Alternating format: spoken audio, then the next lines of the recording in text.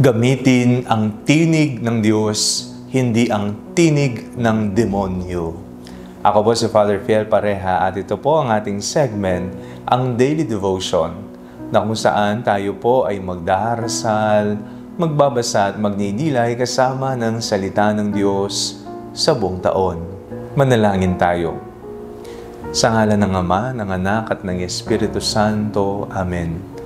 Halina, banal na Espiritu, liwanagan mo ang aming puso at isip, nang maunawaan at may sa buhay namin ang iyong salita. Amen. Our Bible passage for today is from the Gospel of St. Matthew chapter 9, verses 32 to 38, and I read it for you. After they had gone away, a demoniac who was mute was brought to him. And when the demon had been cast out, the one who had been mute spoke, and the crowds were amazed and said, "Never has anything like this been seen in Israel."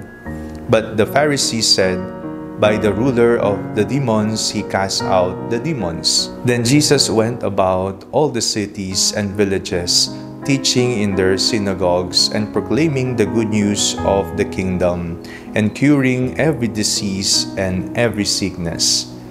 When he saw the crowds, he had compassion for them, because they were harassed and helpless, like sheep without a shepherd. Then he said to his disciples, "The harvest is plentiful, but the laborers are few. Therefore, ask the Lord of the harvest to send out laborers into his harvest." Ano pong boses, ano pong tinig ang inyong ginagamit? Tinig ba yan ng Diyos o tinig yan ng demonyo? Boses ba yan ng kabanalan o boses ng kasiraan? Tingnan po natin. Kapag po tayo ay nagsasabi ng totoo, hindi tayo nagsisinungaling, ito po ay tinig ng Panginoon. Kapag tayo ay gumagawa ng mabuti, kapag sinasabi natin kung ano ang mabuti, ito ay tinig ng Panginoon. Kapag tayo ay nagiging totoo sa sinasabi natin, ito po ay tinig ng Diyos.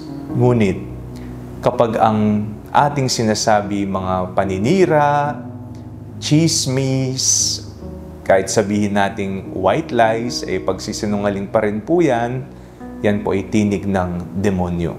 Sapagkat ang Diyos ay hindi sinungaling at hindi machismis. Sa ating pong binasang Ebanghelyo, pinalaya ng Panginoong Yesus ang taong inaalihan ng masamang espiritu ng demonyo at nakapagsalita siya.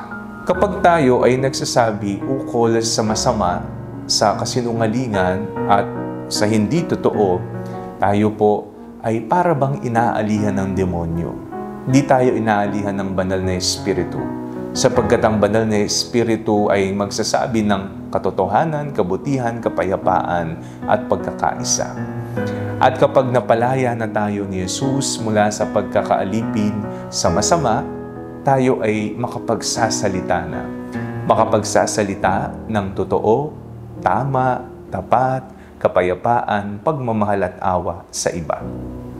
Kaya mas maganda po araw-araw, chine-check po natin, tingnan po natin ang mga salitang lumalabas sa ating mga bibig. Totoo bang malaya tayo na nagsasalita, pero ang sinasabi natin ay kasinungalingan? Hindi ka malaya kung kasinungalingan ang sinasabi mo, sapagkat ang tunay na malayang tao ang lumalabas sa kanyang bibig, pagmamahal, awa, kabutihan, at katotohanan. Manalangin tayo. Panginoong Hesus, basbasan niyo po ang aming mga labi. Nawa, ang mga sasabihin po namin ay naayon sa iyong banal na kalooban, totoo, mabuti, tapat. Amen. Sa ngalan ng Ama, ng Anak at ng Espiritu Santo. Amen.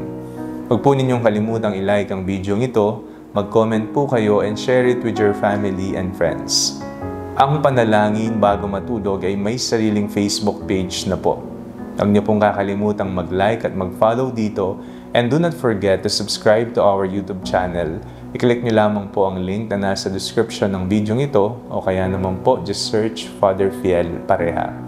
At kung nais niyo pong maging updated sa ating pagpapahayag, you can join our broadcast channel dito po sa ating Facebook page. God bless you po.